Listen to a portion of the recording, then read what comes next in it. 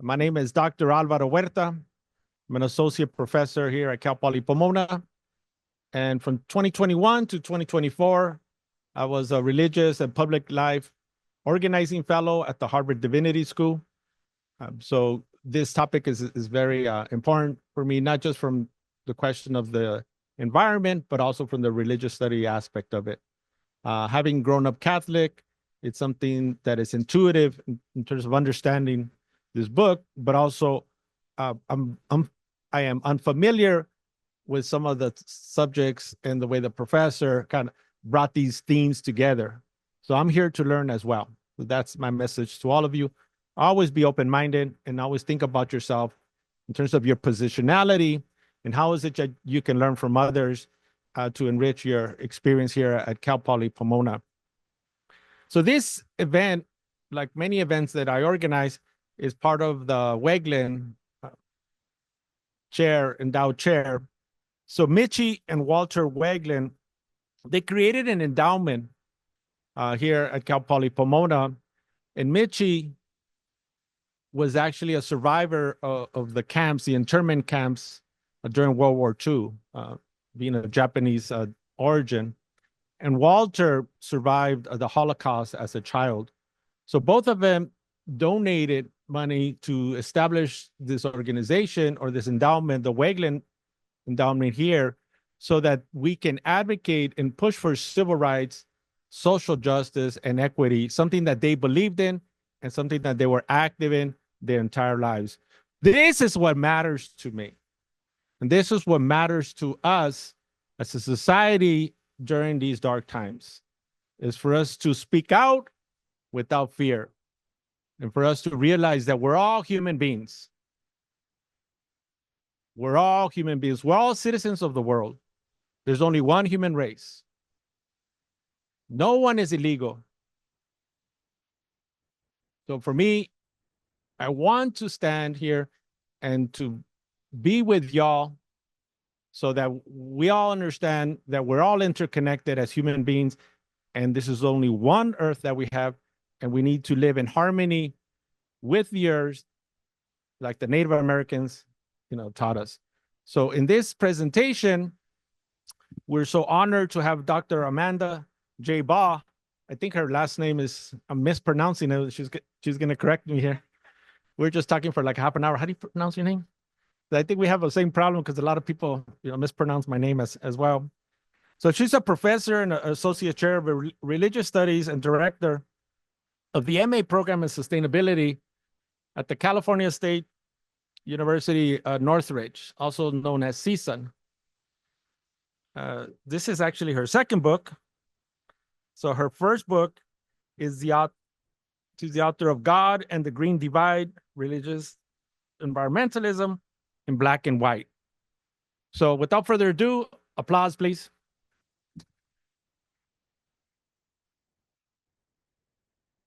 Good afternoon. How's everybody? This is going to be interactive, so no falling asleep. I know those chairs are very, very comfortable. I'm glad nobody's in the hard chairs back there. So you're all comfortable, ready to get moving. There's going to even be a dance break at some point, so I'll look forward to enjoying that with you. But thank you, Dr. Huerta, very much for bringing me here, and Dr. Chaturvedi, who I didn't get to meet, but I know is part of this as well, and the Weglyn Endowment. What an honor to be part of this important series. So thank you for that. So I'm here to talk to you all today about a book that I recently published. And I'm really, really happy to be talking in another Cal State University because this book really grew out of my experiences at Cal State Northridge and working with my students at CSUN. And honestly, we were just discussing, I randomly got this job out of nowhere. I came from Texas. I went to school in Arkansas, then went to grad school in Chicago. And then all of a sudden there was a job in my field at Cal State Northridge. I'd never even been to LA.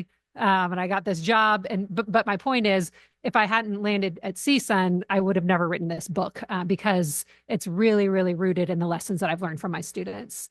So I'm really happy to tell you about it. So I'm going to start by sharing a story that I share to open the book.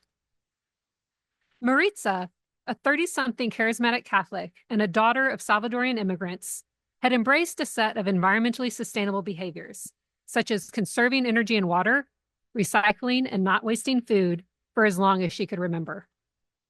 As she told me about these behaviors in 2015 when we met at her church, Maritza explained to me that she was not involved in any specifically environmental ministries or organizations, and she did not consider environmentalism among her top priorities.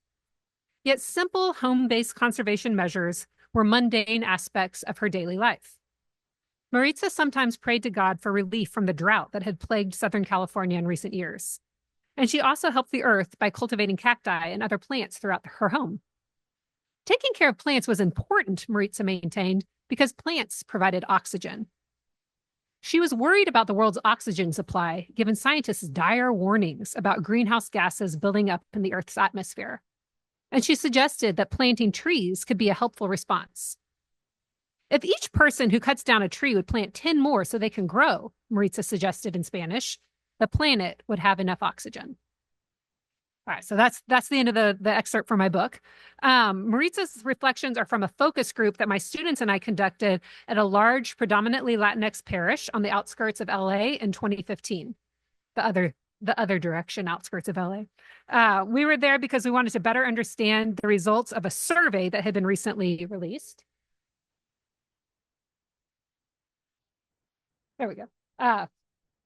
So from the title of my talk, you might already be able to guess, but the survey was conducted by the Public Religion Research Institute, and it was looking at basically religious identity, religious affiliation, and ideas about climate change and understandings about the environment. So these are the groups that were included in the survey that were statistically significant, and they're in alphabetical order. So my question for you is, can you guess out of these groups, these were the people who were included in the survey, who cared the most about climate change? This is where you get to interact and guess. Yeah, free A to anybody that takes a guess. It doesn't even have to be right. It's even better if it's wrong. Yeah. Unaffiliated, very good guess. So unaffiliated would be people who don't identify with any religion. And that's interesting because there is kind of a history of environmentalism being a little bit anti-religious. So that's a very interesting, I like that. I like that suggestion. Yeah. Hispanic Catholics, why do you think that? Because you know what this talk is about. So you are correct. And thank you for illustrating, because a lot of people would assume maybe all are unaffiliated. And when it comes to religious groups, Jews have been pretty involved in environmental activism. So different people, guess different things. But the correct answer is indeed Hispanic Catholics, which you can see all the way up to 73% reported that they were concerned or very concerned about climate change. And then the kind of amusing thing, did y'all notice who's at the very bottom? White Catholics are at the very bottom. They cared the least, less than anybody else. And so this survey came out in 2015. Actually, no, it was 2014. It was fall of 2014. Every fall, if you want to have a good time, the weekend before Thanksgiving, you can find the American Academy of Religion Conference. It's where about 10,000 religious studies professors from across the country and across the world get together. And we present papers and share research and stuff like that. Anyway, this study was released there in 2014. And my colleagues were all very, very surprised. Like, oh my gosh, can you believe it? Hispanic Catholics care more than anybody else about climate change. That is shocking, right? Because they would have expected that it was white people that cared the most. Then after that initial moment of shock, they said, wait a second, this isn't that surprising, because can you see who cares second most after unaffiliated? Black Protestants, excellent. So my colleagues noticed, okay, Hispanic Catholics care the most, Black Protestants care a whole lot too. Okay, it must be because of environmental racism, right? And that's a good guess, right? Because communities of color are much more likely to bear the brunt of environmental burdens, right? We know that, polluting plants and things that are really bad are, things that you don't want in your neighborhood get placed in neighborhoods of people who are minoritized and lack power. Okay, so that was a good explanation. But based on the research from my first book, where I worked with African-American Protestants who were interested in environmental issues for a lot of reasons that weren't just about environmental suffering, I suspected that there was more to the story of these research findings besides just an idea that it's because of environmental racism and environmental suffering. I also suspected there was more to the story because when this came out, I'd been teaching at CSUN for a couple of years. And I'd gotten to know my students and heard their stories. So at CSUN, we have a large majority of first-generation immigrant students. And if I walk into a classroom and ask who identifies as an environmentalist, it's often only the white students in the room who raise their hands. I redid this experiment recently with a group of freshmen and told them why I was doing it, and they felt very embarrassed and awkward because when you're 18 and you don't really want to talk about race like so blatantly. But it was, again, it was a class of 25. There were about 3 white students, and it was the 3 white students who raised their hand. So even today at CSUN, where we do a lot of stuff on environmental sustainability, it's often the white students who raise their hand and say, yes, I identify as an environmentalist. But even though many of my students don't identify with environmentalism, they do engage in eco-friendly practices like recycling, using public transit, not wasting food, eating vegetables from their backyard gardens. My students over the years have shared these habits, but they repeatedly insist that these behaviors are expressions of poverty and culture, not concern for the environment. So the big battle when I first started that people wanted to duke out with me was, we take our cans to the recycling center for the cash, not for the environment, right? It's not environmentalism because we're doing it for the money. We ride the bus because we can't afford a car. My parents don't garden because of environmentalism. It's just how they were raised. I've seen this throughout my research as well. Community members who are doing things that I think are pretty darn eco-friendly, but they don't think of them as environmentalism.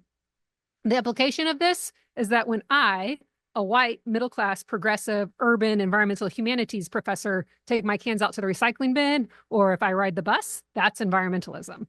But when people from other backgrounds do those same things, that's not environmentalism. Does that seem like a good way does that make a lot of sense? Like, should we keep thinking that way? No. When we explain it that way, it seems absurd, but it reveals this hidden moral valence in terms of what we think of as environmentalism. The assumption is that in order for something to count as environmentalism, it has to be motivated by pure concerns for the earth.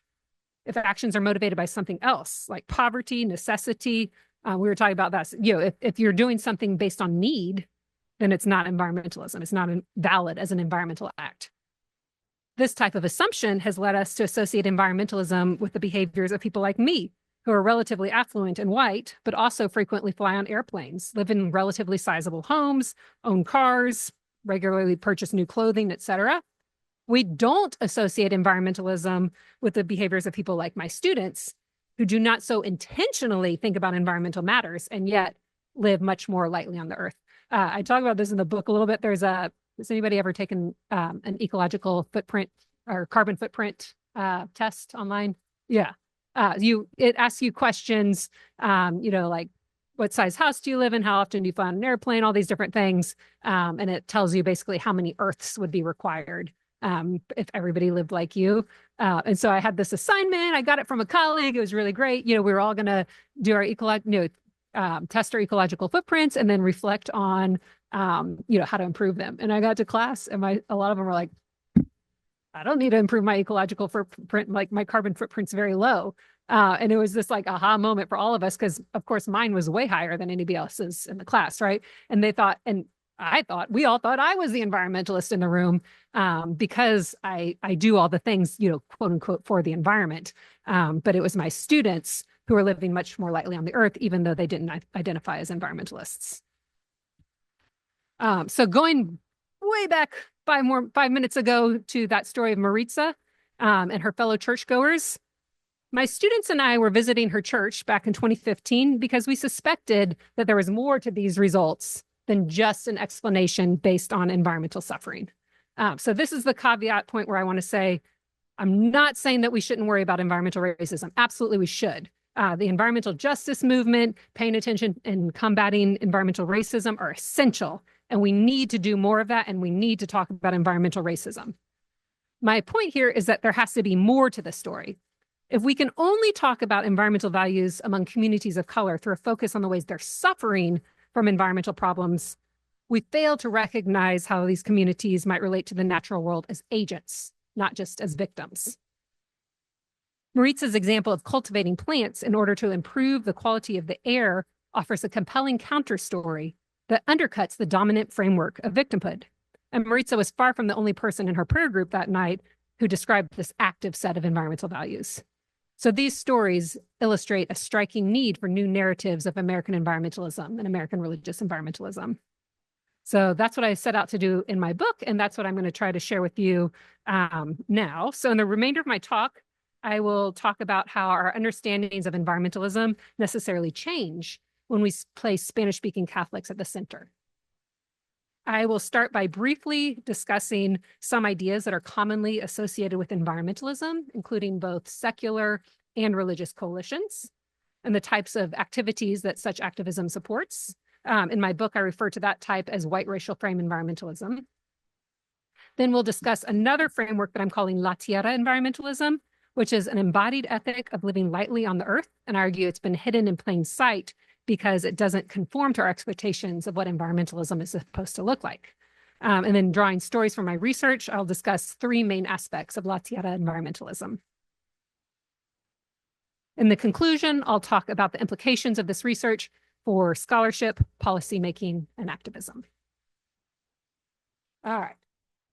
So now this is where we get to a little autobiography, a little storytelling about the environmentalism that I grew up with. And this is the type that I'm calling white racial frame environmentalism in the book. So I grew up in the 1980s and the 90s in San Antonio, as we were discussing, and a progressive white middle-class family that supported environmental values and the environmental movement.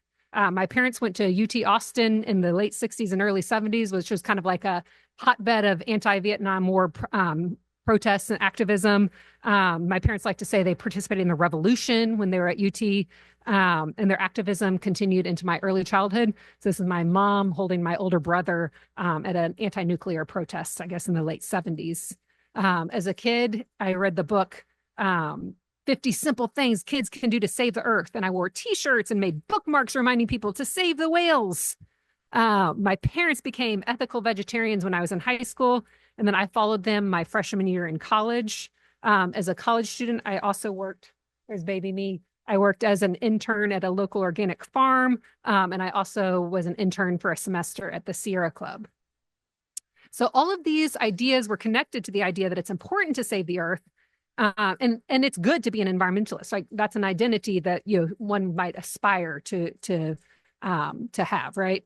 The environmentalism that I just told you about in my own history comes from, it stems from a long history of the American environmental movement, which we can trace to the 19th century and early 20th century efforts to protect nature, uninhabited nature, from the incursion of human civilization. This history draws from an array of environmental heroes, and I say that in quotes, environmental heroes such as, anybody recognize those guys? Muir, good. John Muir and Theodore Roosevelt, who worked to establish the first national parks, an effort that was supported by settler colonial relationships with the land, which I'll talk about in a little bit more. You know him? Anybody? This is Aldo Leopold, who's an early environmental ethicist, he advanced a theory of the land ethic, suggesting that the land itself has rights.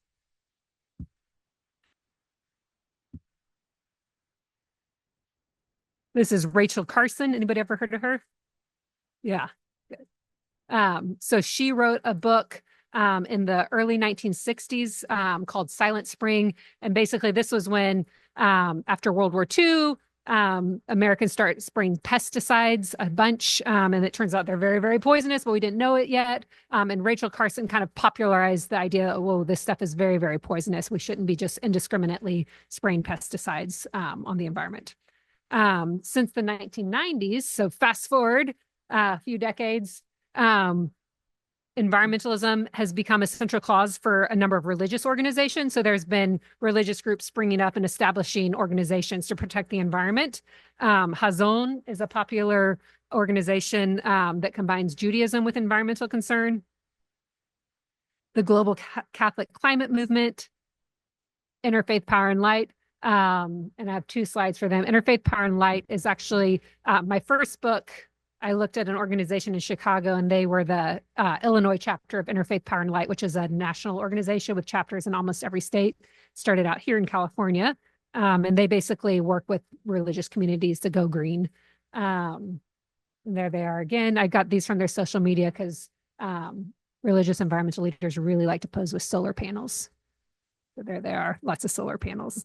And when religious groups are involved in environmental issues, often they're relying on scriptural passages like their sacred texts or traditions, or often statements written by religious leaders, basically saying, if you're going to be a good Buddhist or a good Jew or a good Christian, it's important to take care of the earth.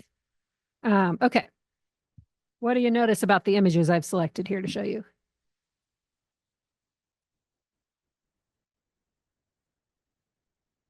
I'll include me and my family in it. What do you notice?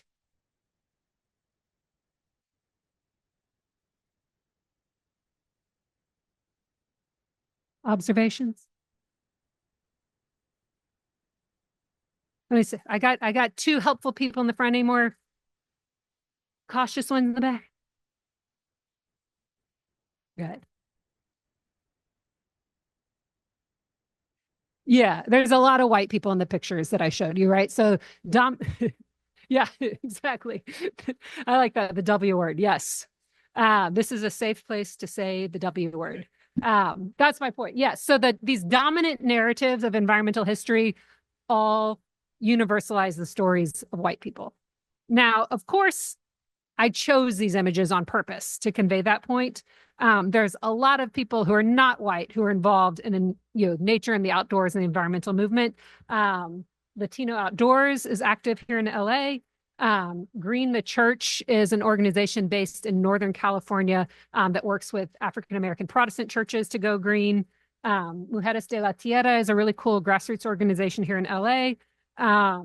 Ramon Cruz became the first Latino director or president of the Sierra Club in 2020. His term ended a couple of years ago, but he's Puerto Rican, and he's led the largest, kind of oldest environmental organization in the United States. So my point is, people of color do care about the environment, but their stories are not often told in our dominant narratives of what environmentalism is and what it looks like.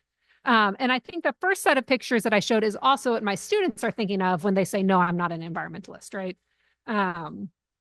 So the point is that there's lots of different entry points into environmentalism, but we've kind of universalized one in our stories. And that's kind of one of the main reasons that I wrote my book, was to help my students and my fellow scholars and activists understand that there's many different ways of being an environmentalist. So now I'm going to move forward and tell you about my research findings and what I did for the book. So I started conducting research on environmental values among Catholics in Los Angeles back in 2015. The two main reasons were, first, that PRRI survey, right, that I showed you. Hispanic Catholics care the most, white Catholics care the least. Why is that? I think it's more than environmental racism and suffering. So I wanted to kind of do some research to hear people's stories about relating to the environment and why. So that was one reason. And then the second reason was, somebody knows who that guy is, right? Who's that? Pope, yeah, Pope Francis, right? Have you all heard of this encyclical, Laudato Si? Don't worry, even if you're Catholic. When I first started this research, I talked to tons and tons of Catholics, and they didn't know about Laudato Si. And I'm talking about, like, I talked to church-going Catholics that went there multiple times a week, and they didn't really know what an encyclical was or a Laudato Si. But that's okay. I'm going to tell you. So in 2015, Pope Francis issued an encyclical, which is a major church teaching document. So when a pope issues an encyclical, it's about like an important issue of the time, and kind of speaking to what Catholic tradition says about how we ought to respond to those particular issues. And it's essentially a book. So by the Pope issuing this, even though maybe it wasn't widely read, just the fact that he's talking about the environment is very important, right? So these two things happen. The survey comes out, the PRI survey comes out, showing that Hispanic Catholics care the most about climate change and white Catholics care the least. And then boom, Pope Francis starts talking about the environment. So that made it a really opportune time to start researching environmental values among Catholics. And the other great thing about this encyclical coming out is that it meant that a lot of Catholic parishes and organizations were doing stuff on the environment for me to come study, right? So basically the way the research worked, I started out doing it pretty comparative. I was talking to white Catholics and Latinx Catholics, and the way I did that was basically to go to English-speaking groups and Spanish-speaking groups. So I started with focus groups among people that weren't involved with environmental organizations, that weren't involved with environmental ministries, and I basically told them I'm interested in the way Catholic values shape their daily life. I didn't say that I was interested in the environment.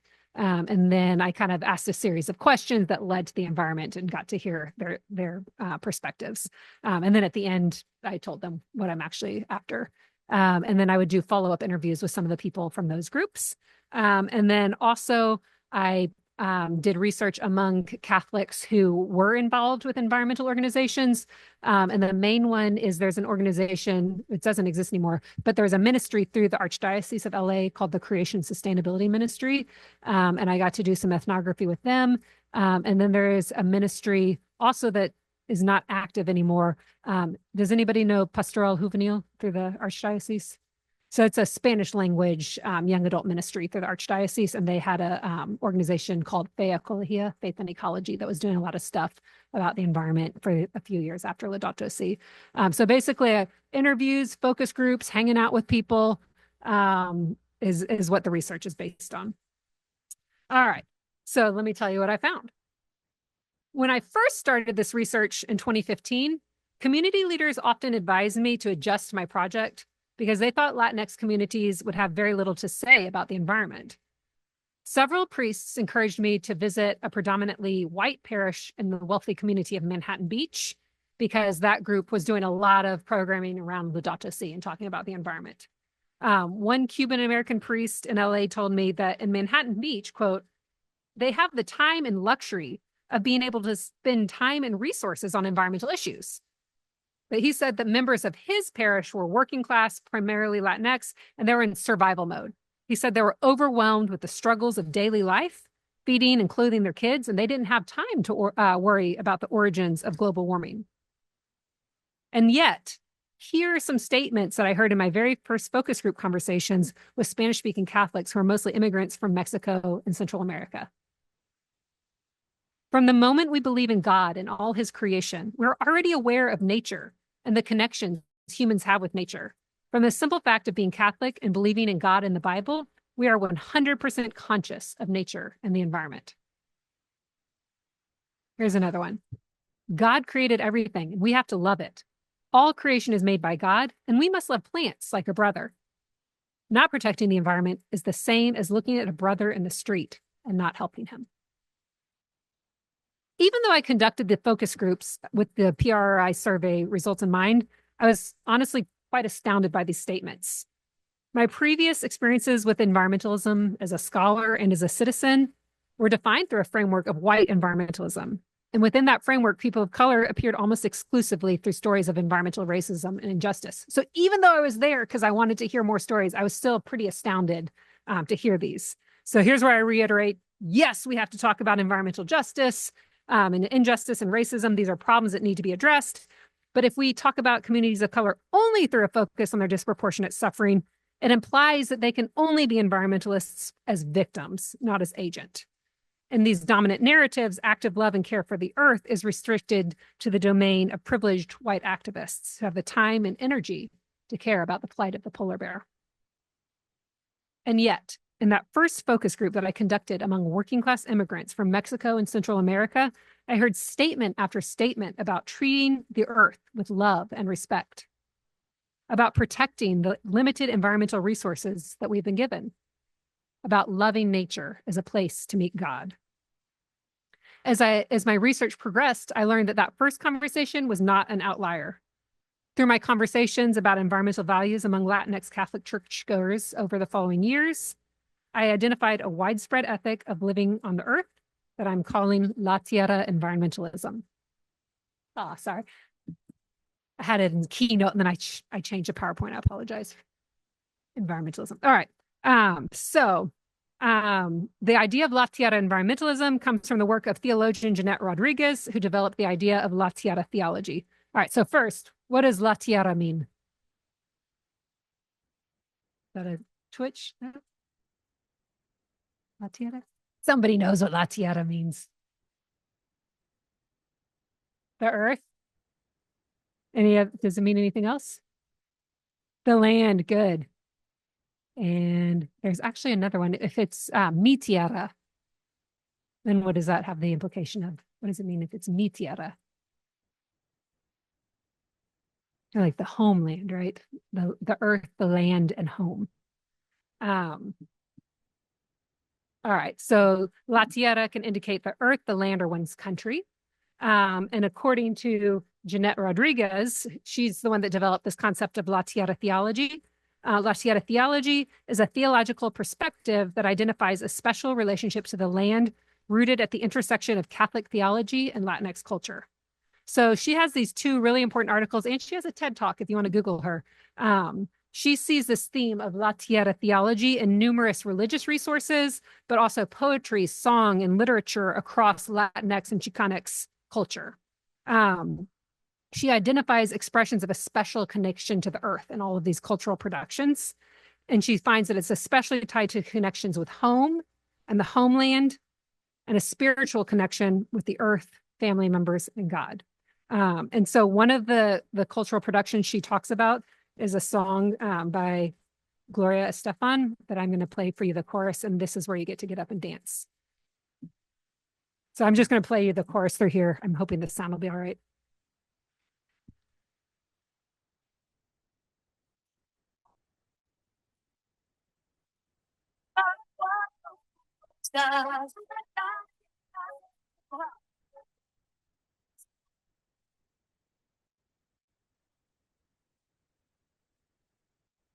So she's saying, your homeland strikes your soul when you are gone.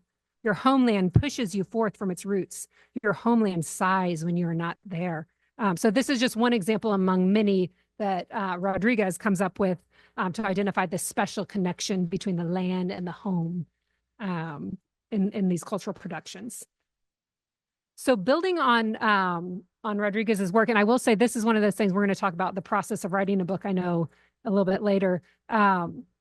I was trying, really struggling to figure out what to call this thing that I'm talking about, the environmental values that I found. And I was using a different word at first. But then when I read Rodriguez's work over and over, I recognized that what she was talking about in all these cultural productions is really identical to the stuff that my interlocutors were telling me. So building on her work, I define La Tierra environmentalism as an embodied ethic of living lightly on the earth that's rooted in a sense of love and respect for God, fellow humans, and the rest of God's creation. So what I'm talking about here are those home-based conservationist practices that I mentioned at the beginning: backyard gardening, not wasting food, using public transit. But I argue that these are not just expressions of poverty. They're part of a complex ethical system where living lightly on the earth is a way of showing one's love and respect for God and for the family, and just the right thing to do. So now I'm going to tell you the three main aspects of La Tierra environmentalism through stories that my interlocutors shared with me.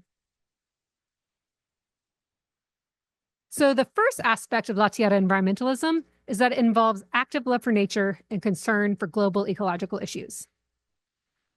So a lot of times when environmental organizations, and the W word, white environmental organizations, try to engage minority communities, they do it by talking about environmental racism and injustice. La Tierra environmentalism shows that communities of color can also actively love nature. They're not just victims. They can love nature and care about global ecological issues. In my research, Latinx Catholics did talk about traditional environmental justice issues, like human suffering related to the drought. They encouraged food conservation with awareness that many in their community did not have enough to eat. But many also mentioned active love for nature and the environment, and they expressed concerns about global ecological issues. So this research was in about 2015, 2016, 2017. So they were concerned back then about Trump's energy policies, the Dakota Access Pipeline, climate change, natural resource depletion, consumerism, and more. Carlos, a 31-year-old electrician who immigrated to LA from Mexico as a young child, specifically talked about polar bears when he talked about the global ecological problems that his generation faced. Here's what Carlos said. If you don't take care of the planet, it's really going to be messed up. I mean, have you guys seen what's going on with the polar bears? It's sad, dude. Like, they're dying. I don't know about you guys, but I love animals.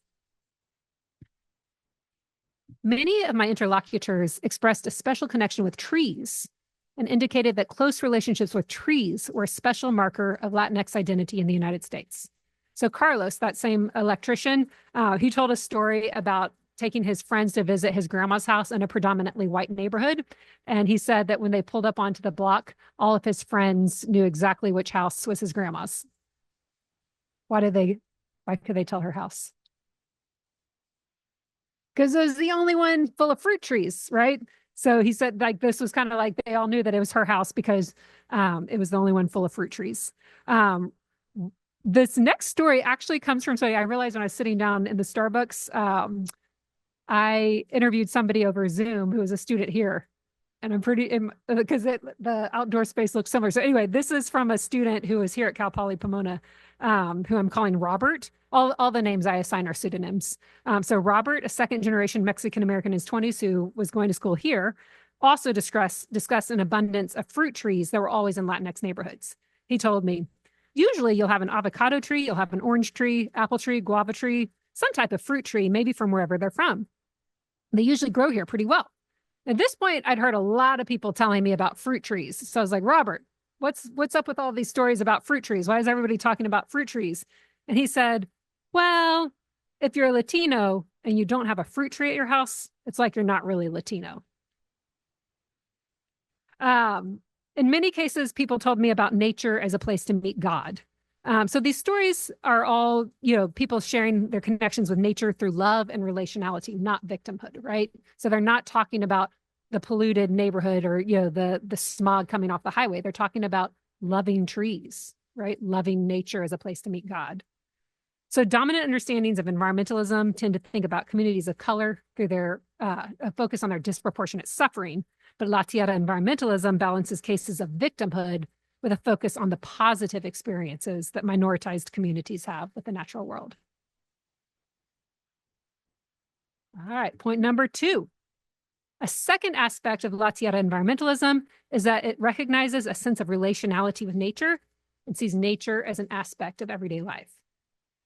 So in dominant notions of environmentalism, the focus is on saving an endangered planet Earth from human harm. Has anybody seen a picture of the Earth on fire? Right, there's this notion of like crisis, alarm, the Earth is in danger, we need to act. Additionally, modern environmentalism is connected through those stories that I talked about at the beginning with Muir and Roosevelt, connecting to the land through leisure and recreation, camping, and visiting national parks, right? So about nature as a place you go to, right? In these standard narratives. And of course, the pristine, unpeopled landscapes that we like to visit in wilderness areas and national parks are made possible by the forces of settler colonialism and the forced removal of indigenous people and other communities who've been living in sustainable relationship with the land for centuries. In dominant notions of environmentalism, nature is out there, separate from the experiences of everyday life. By contrast, La Tierra environmental narratives center on humans' intimate relationships with the land. So I shared before that comment about loving the land, loving a plant like a brother. A person that I'm calling Mariana, who was an educator in her early 50s, had immigrated to the United States from Lima, Peru as a young adult. And she told me she had loved nature ever since her boyfriend introduced her to camping and hiking many years ago. As she told me about her experiences at an interview, Mariana said she rarely went hiking or camping anymore, but she still loves spending time outdoors. As she explained it, I have a nice big backyard and I like to plant seeds and grow things. And I have 5 chickens in my yard. I like to be with them and hold them and talk to them. I have a lot of birds that come to my yard because there's chicken food everywhere. Mariana said that every morning when she woke up, she looked at the tree right outside her window. And I think that's really important too. She's talking about the tree outside her window. She's not talking about going to a national park, right? She said, I hear the birds and I just thank God for allowing me to hear this music from these birds. Then when I go outside, I try to make a very conscious effort to recognize that these things are gifts from God. I'm going to tell you a little terminology to help you see why that story is important. A common concept that people use when they're talking about like, why is the environment a religious issue, is stewardship. Has anybody ever heard that word, stewardship? Any other stewardship? A little bit? Yeah. The idea of stewardship is the idea that humans are called to care for the earth because it's a gift of God, a gift from God. Does that kind of align with where you've heard it? Stewardship? Yeah. For you all? Yeah. Okay. And for example, this is from the website. It's a screenshot from the website of the Archdiocese of Los Angeles. It says, this is on their creation, kind of their environmentalism page. God made this earth not for its own sake, but to be a home for the human family. The good things of creation are meant to be shared, developed, and used for the good of all of his children. So the earth is separate from humans, right? And we need to take care of it, and it's for our good. And then I think it's really important, you see the earth is being held in human hands. So the earth is separate from humans, and in fact, we can hold it in our hands because we're completely different. In my research, some Latinx Catholics offered versions of the stewardship argument when they explained why it was important to take care of the earth. But a second explanation emerged across Latinx Catholic research sites.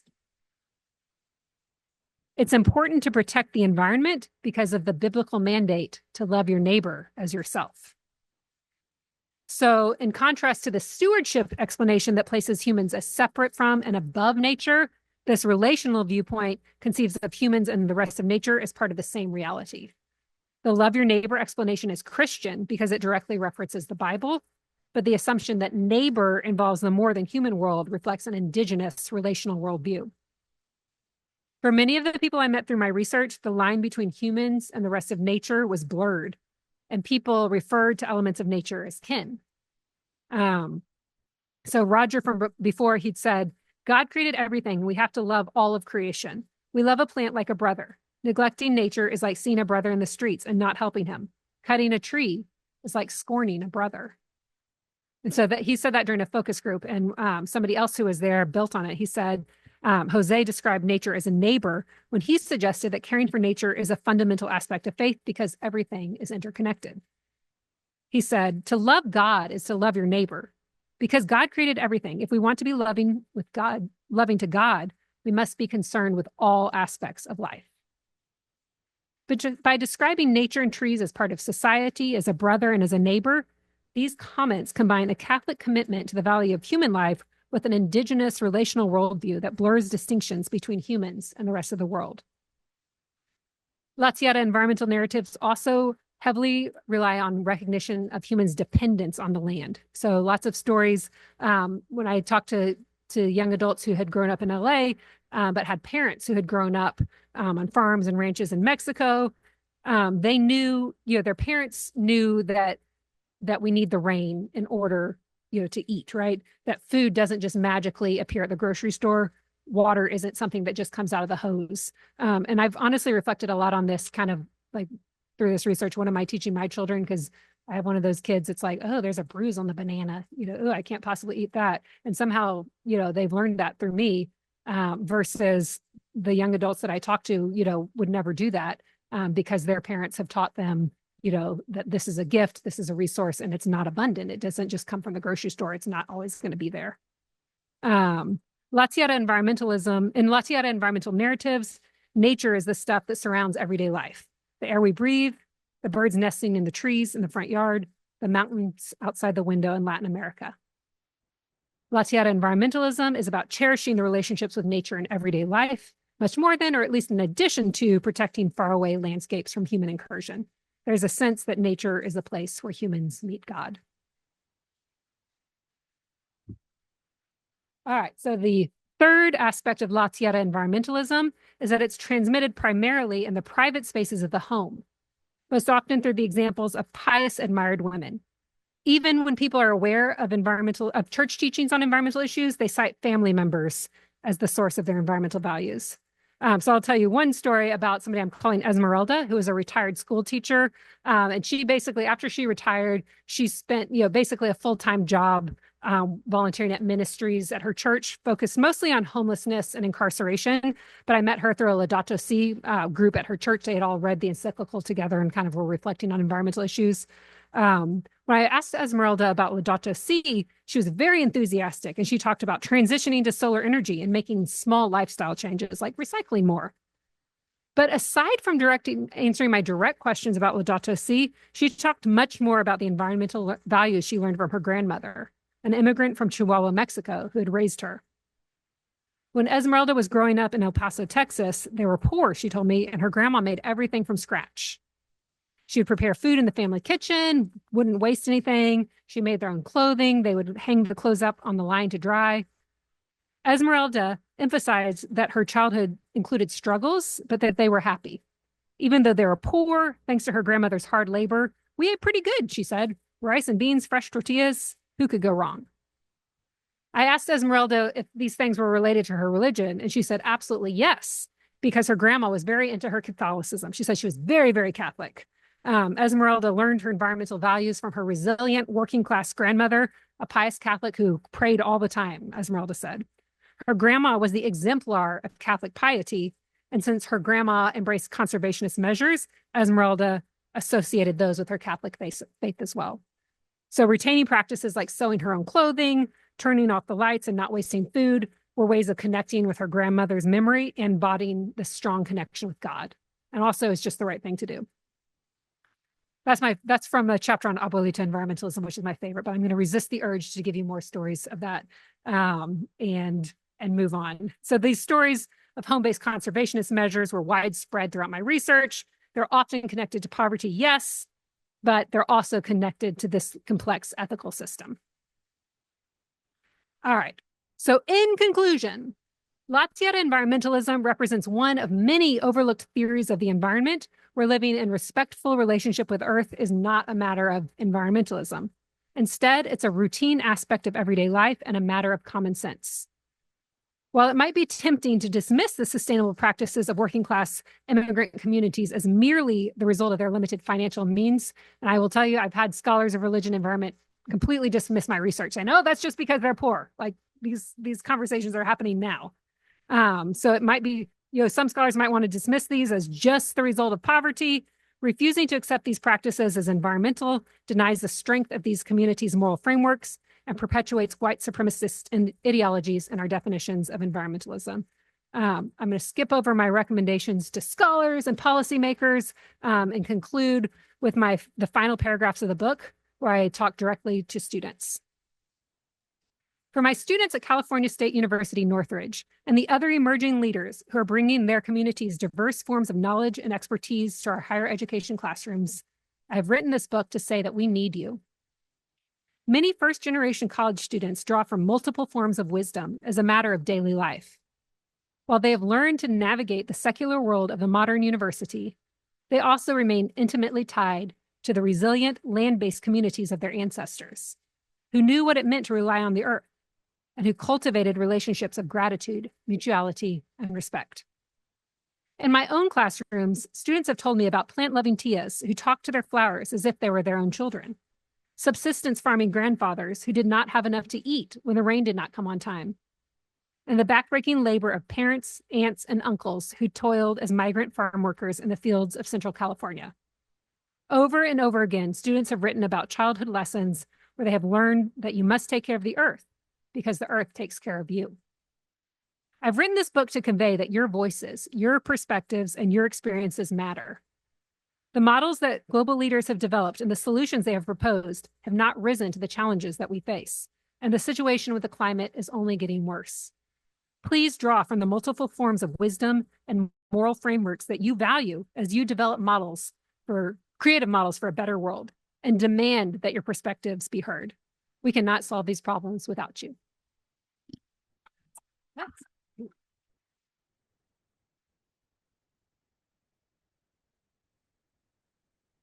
Thank you.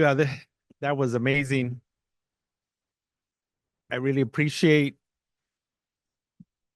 making these connections and something that is not intuitive, where you have religion and the environment. What do they have to do with each other, right? Also, this is a beautiful time to listen, because all of us here, we believe and we're taught that our teachers are just people with degrees. But if it's our parents and our grandparents and people that live lives that they have that wisdom, that lived experience is knowledge too. So what I love about this book and the talk and everything is just reframing the narrative of immigrants, and for us to learn from them in terms of how to live in harmony with the environment. And actually a lot, and the professor did include this, is it's really the indigenous aspect of it, in terms of like Mother Earth.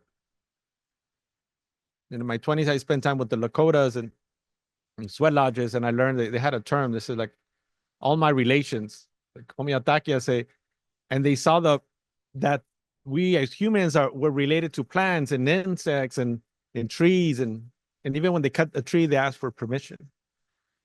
So for immigrants, Catholic immigrants, Mexicans, Salvadorians, Peruvians, when they speak to their plants, it's like they're speaking to their relatives. And a lot of times, even the remedies, they come from the plants that they grow, and the teas, they come from the plants that they grow, and their kids sometimes smoke them. So it's nature, right, that feeds us. And this idea of, in European societies, in Eurocentric way, is like when they kill a pig, they dispose of a part. It's like a throwaway society. But if you go to the South and everything, they eat everything from the pig. If you go to Mexico, they eat everything. So that's like being in harmony with Earth, because it's not like a waste society. So we have to learn from them. I say them because I'm not an immigrant. I was born here, but there are teachers too. Right. So for me, this is important, to bring speakers like Dr. Baugh to teach us how these things are interconnected. And then through her research, that we learn from people that are not in power, that frame immigrants as productive, as wise, and as living in harmony with Mother Earth, with nature. So with that, I just want to take a few more minutes before we end.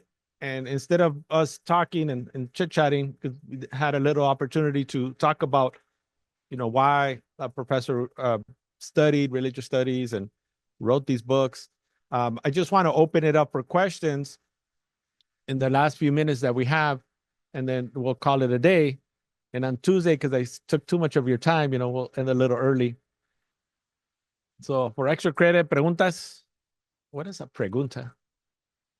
What questions do y'all have? Come on, people, don't be shy. I always brag how smart you are, and they're like, it's like, oh, my kid plays the violin. Play, mijo. Preguntas. I'm gonna flunk you so you could be in all my classes, because she always starts off with the best questions. So this is how we're gonna do it. So after you ask the question, just hold on to the mic. This is like the conch, and then you'll pass it to the next person. Okay.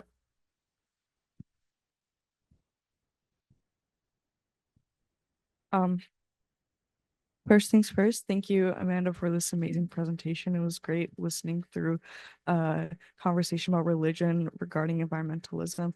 My question is kind of brief, but it regards the label of environmentalism towards people who don't identify with, just because, as you said, there are a lot of people who don't want to identify with it just because they associate either with whiteness, or they associate it with something associated with education, and they're not like fully involved with it. How can we convince people who are consistently part of the working class, and they do engage with nature, and they participate in these small activities to better their life, such as using public transportation, for them to use the label of environmentalist. Just because that last ending of ist, I know it's like kind of sounds scientific, like biologist, or like, you know, like anything like ecologist. Like sounds like you have to have a degree or an something associated with a what's it called, like some sort of education to have. But how can we kind of derive that label from education, make sure that everyone can be included to be environmentalist? Yeah, that's an excellent question. Thank you for that. What's your name? Lisa. Thank you, Lisa. That's a great question. And so the question kind of gets to, I'm going to reframe it a little, because you're saying, how can I convince people to identify as an environmentalist? But I would say, you know, a related question is why retain that term when people reject it? I will say I'm completely open to a different term.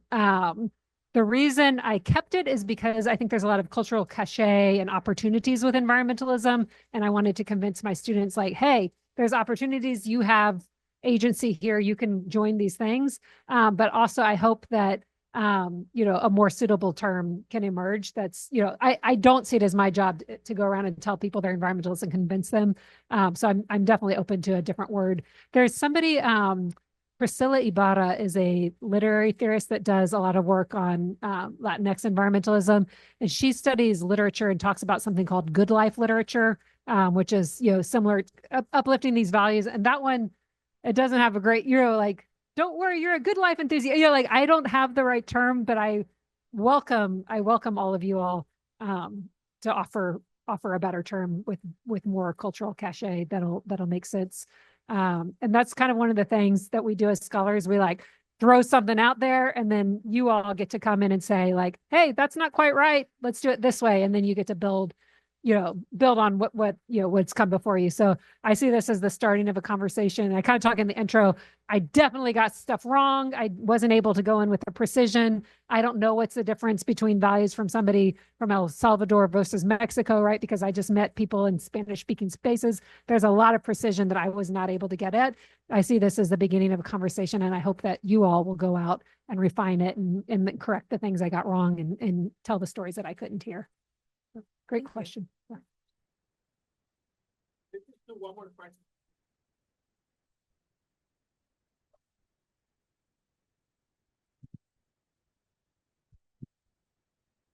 Hi, my name is Yasmin. I feel like when it comes to like, thank you for being here today. I feel like we talk a lot about, when it comes to like environmental and just global change and climate change, and also like what you talked about today. Do you feel like we talk more about it than taking action? Mm-hmm. And do you feel that, are we getting any better, or is it something that we probably just avoid just because of how scary it can be when it comes to like reality and just what we have to face on a day-to-day? That's an excellent question. Thank you. It's a really interesting point that you say that, because a lot of the critique of environmental narratives is that it's so focused on crisis and alarm and urgency, and we need to act now before it's too late. And that is very disempowering, right? Exactly how you're saying, like, oh no, the problems are so big, I can't do anything about it. So why even bother? And I do think the practices that I'm calling La Tierra environmentalism they're not just being talked about. This is the way, it's ways of life that people are following. And I do think, and I'm not the one originating this idea. There's lots of research talking about the crisis narratives are bad and we should talk about the small stuff. I think people are doing and talking about the small stuff, and that my goal is to kind of lift it up and help us see that this is really powerful stuff. Starting with the local, starting with the things that you can do every day, and following the models that are around you that are sustainable, I think are good things. So I think this is a way of potentially overcoming, uplifting these stories, modeling them as a way of overcoming that sense of dread, crisis, I can't do anything. And I will say, people ask like, oh, we should all be La Tierra environmentalists. Like, no, that's not, I'm not saying like everybody should follow this exact same model, but that there are lots of models. And that you don't need to become an environmentalist by looking at John Muir and the Sierra Club, right? That you can look in your community and see what the examples are and uplift those. Does that help? Yeah, good question. Okay, people. So with that, like we say in Spanish, muchas gracias. De nada.